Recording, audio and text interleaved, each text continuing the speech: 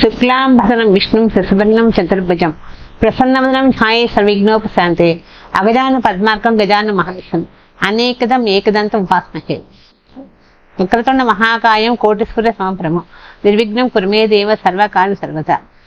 ఇప్పుడు మన ప్రజెంట్ వినాయక చవితి దగ్గర అయిపోతున్నది, కానీ అందరూ ఏం చేస్తారు, నిమజ్జనం అనేటప్పటికీ పెద్ద పెద్ద వినాయకులను తయారు చేసి చాలా ఇదిగా గొప్పగా చేయాలని చెప్పి పోటీలు పడి చేస్తూ ఉంటారు. దీనికి కూడా వినాయక చవితికి కూడా ఎక్కువ పాలిటిక్స్ వాళ్ళు కూడా అతిగా, ఎందుకంటే 130 పెడదామా, 70 పెడదామా, 80 పెడదామా, ఇంకా ఎక్కువ పెడదామా, వాళ్ళ మించి వాళ్ళు అనుకుంటారే కానీ దేవుడితో చెలగాటం అనేది చాలా తప్పు. మనం చేసే పని కూడా శ్రద్ధగా వ్యవహరించాలి. ఆయన మట్టి వినాయకుడిని చిన్నది పెట్టినా కూడా ఆయన ఏమంటున్నారు, తృప్తిగా పూజ చేసుకోండి, చక్కగా చేయండి అంటున్నాడే కానీ మీరు పెద్ద పెద్ద వినాయకుడిని పెట్టి ఏదో మీ కమర్షియల్గా చేయాల్సిన అవసరం లేదని వినాయకుడు ఆయన చెప్పక్కర్లా, మనకే అర్థం అవుతుంది. అందుకని వినాయక చవితి అని నిమజ్జనం చేసేటప్పుడు ఇప్పుడు చూడండి, మామూలుగా అయితే మట్టి వినాయకుడిని చిన్న తీసుకెళ్ళి మనందరం మనమే పత్రి అన్ని కలిపి నదుల్లో వేసేవాళ్ళం. పూర్వం రోజుల్లో అందరూ ఎవరి వినాయకుడిని వాళ్ళని తీసుకెళ్లి నిమజ్జనం చేసేవాళ్ళు. ఇప్పుడు వినాయకుడు చేయాలంటే పెద్ద పెద్ద కేన్లు పెట్టి తీసుకెళ్లి ఆ నదుల ముందు ఒక పెద్ద క్యూలు పెట్టేసి డీజేలు పెట్టి డ్యాన్సులు పెట్టి నిజంగా ఒక భక్తి భావన లేకుండా తీసి పారేశారు. ఇంతసేపటికి వినాయకుడు అంటే డీజే తాగటం ఇవి తప్పలేదు. అదే వినాయకుడు ఊరేగింపు వస్తున్నదంటే ఆ డీజేలకి ఎగబడేవాడు తప్ప భగవంతుడి మీద నమ్మకం శ్రద్ధ ఉన్నవాళ్ళు చాలా తక్కువ. అలా చేయకూడదు కూడా.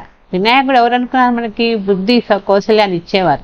అలాంటి మహానుభావుడు ఆయన్ని మన నిజంగా ఈజీగా తీసేవారు వారేస్తున్నారు. కానీ ఈ రోజుల్లో ఇలా చేస్తున్నారంటే ఈ రాన్నాన్ని కూడా తగ్గించుకోవాలి.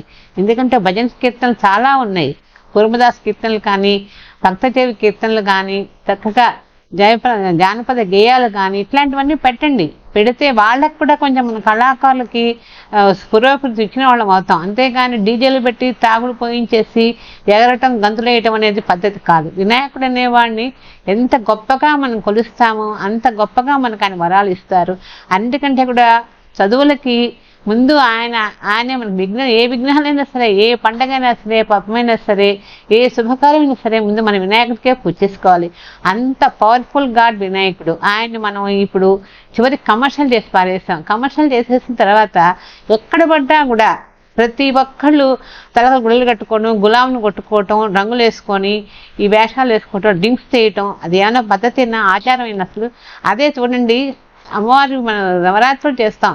నవరాత్రులు 9 రోజుల్లో కూడా అమ్మవారికి మరి అప్పుడు కూడా కొంతమంది చేస్తున్నారు. కానీ ఏమిటి చేసిన దానికని ప్రతిఫలం కనపడుతుందా? ఏముండదు. ఎందుకంటే చేసేది కూడా కరెక్ట్గా ఉండాలి. భగవంతుడు మనకి ఎప్పుడైనా సరే మోక్షం ఇవ్వాలన్నా మంచి కార్యక్రమాలు చేయాలన్నా కూడా మనం చేసే పద్ధతిని బట్టే మనకు అన్నీ కూడా గలుస్తూ ఉంటాయి. అలాగే ఆయనకి ఇప్పుడు రోజులు పిల్లలు పద్యాలు చదివేవాళ్ళు లేరు, ఏమీ చేసేవాళ్ళు లేరు. పిల్లలు కూడా అన్ని రెడీమేడ్ దొరుకుతున్నాయి కదా, తీసుకొస్తున్నారు, అది పెట్టేస్తున్నారు, పూజ చేసేసుకుంటున్నారు. ఆ పూజ కూడా ఏంటి చేయాల్సి వచ్చేది, ఎందుకో అయిపోతే బాగుండు, తొందరగా ఈ పూజ అయిపోతే బయటకు వెళ్ళిపోతున్న ఆలోచనలో కూడా ఉంటున్నారు. ఇవన్నీ చేస్తున్నారు. కానీ పిల్లల్లో కొంతమంది నదులకు వెళ్ళిన వాళ్ళు ఉంటారు. పెద్ద పెద్ద వినాయకుడిని పెట్టుకున్నప్పుడు తప్పదు, పెద్ద పెద్ద కృష్ణానాటి వాటికి వెళ్ళి క్రేన్లు పెట్టి ఊరేగి నిమజ్జనం చేసుకోవాల్సిందే. అదే ఇళ్లలో చిన్న చిన్న వినాయకుడిని పెట్టుకున్న వాళ్ళు ఎక్కడికో పోక్కర్లేదు, చెట్ల పాదుల్లో కానీ లేకుంటే బావుల్లో కానీ వేయండి. అంటే బావులకు లేవు కాబట్టి చెట్లల్లో పెట్టండి. అంతేగాని వినాయకుడిని తీసుకెళ్ళి చెత్తపుట్లో పారేయటం, అయిపోయింది కదా అని పద్ధతి పారేయటం అలా చేయకండి. నదులు వేయటానికి కలుషితం అవుతాయనే ఉద్దేశంతో అందరూ వద్దంటున్నారు. అందుకని ఆ పత్తిని మొత్తం తీసుకెళ్ళి మొక్కల్లో వేయండి, ఇళ్లలో మొక్కల్లో వేసుకోండి, వినాయకుడిని మొక్కల్లో పెట్టండి. ఇవి పద్ధతి. అంతేగాని వినాయక చవితి అనగానే అందరూ డ్యాన్స్లు వేసుకుంటూ తాగుతూ మాత్రం చేయకూడదు. ఏదైనా సరే చేసే ప్రతి పని మీద భక్తి శ్రద్ధ ఉండి, భక్త్యాం లబ్ధి జ్ఞాని అన్నట్టుగా ప్రతి కూడా శ్రద్ధని బట్టే మనం చేయగలుగుతాం. మనం చేయాలి అనే నమ్మకం మనం పెట్టుకోవాలి మనసులో. అలా అలాగే ఇప్పుడు స్వామివారికి ఎన్ని శ్లోకాలు లేవు, ఎన్ని పద్యాలు లేవు. ఇప్పుడు పిల్లలు ఎవరన్నా పద్యాలు పాడుతున్నారా, మింజడు తీస్తున్నారా? ఏమీ లేదు. ఎంతసేపటికి ఆ 10 నిమిషాలు ఏదో దేవుడి మీద కూర్చొని లేచి వెళ్ళిపోతూ ఉంటారు. ఇవన్నీ కూడా ఏంటంటే కమర్షియల్ అయిపోయి ఈ కమర్షియల్ తనాన్ని మార్చేయాలి. ఆధునిక యుగంలో మనం ఇవన్నీ కూడా పూర్వం నుంచి మంది శాస్త్రం అని మనం వాడినట్లయితే అన్నీ బాగుంటాయి.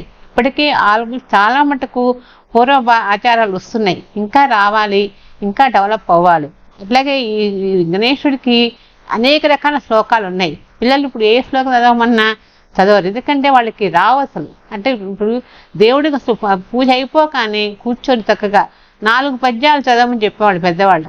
చదివి గుంజెడు తీయమనేవాళ్ళు. ఎందుకంటే ఆయన అందుకే అంటారు, కొడక కొడక గౌర్దేవి కొడక పుట్టటి ఉండ నోట్లో పోసుకొని దెయ్యంబా నేర్పుతో తాగి విద్యల కల్లా నువ్వే గురువు దెబ్బల కల్లా మేమే శిష్యులు అని చెప్పుకోవాలి. మనం చెప్పుకొని మనం అప్పుడు ఏదో చేసినట్టయితే మనకు ఆ సంకల్ప సిద్ధిస్తుంది. వినాయక చవితి చేసామంటే మనకి ఏదైనా ప్రతిఫలం కనపడాలి. అంతేగాని చేసాం, పని అయిపోయింది, పెద్ద పెద్ద వినాయకుడిని పెట్టేసాం, పూజలు చేసేసాం అని గొప్పలు చెప్పుకోవటం కాదు. దాన్ని సంపాదించడం కాదు. అది సంపాదించే పద్ధతి కూడా మంచి పద్ధతి కాదు. ఈ రోజులను బట్టి చాలా మటుకు భక్తిభావం తగ్గిపోయేటప్పటికీ మనకి ఇలాంటి వరదలు అరాచకాలు కూడా అధికంగా అయిపోయినాయి. ప్రతిదీ కూడా శాస్త్రయుక్తంగా చేసినట్లయితే భగవంతుడు ఎప్పుడు కరుణిస్తాడు. భగవంతుడు మన ఎందు ఎప్పుడూ ఆయన కటాక్షం ఉంటుంది. అందుకని ప్రతి ఒక్కళ్ళు కూడా చక్కగా నిమజ్జనం చేసేటప్పుడు జానపద గేయాలు, చక్కగా నగర సంకీర్తనలు పెట్టుకొని చేసుకోండి. విశ్వాస పారాయణ చేస్తూ వెళ్ళండి. ఇట్లాంటి చేసి స్వామివారిని తీసుకుని నిమజ్జనం చేసినట్టయితే ఎంతో గొప్పగా ఉంటుంది. ఆ చేసిన ఫలితం మనకు కనపడుతుంది. కాబట్టి ప్రతి ఒక్కళ్ళు ఇది ఆచరించమని చెప్తున్నా. ఆచరించవలేనండి.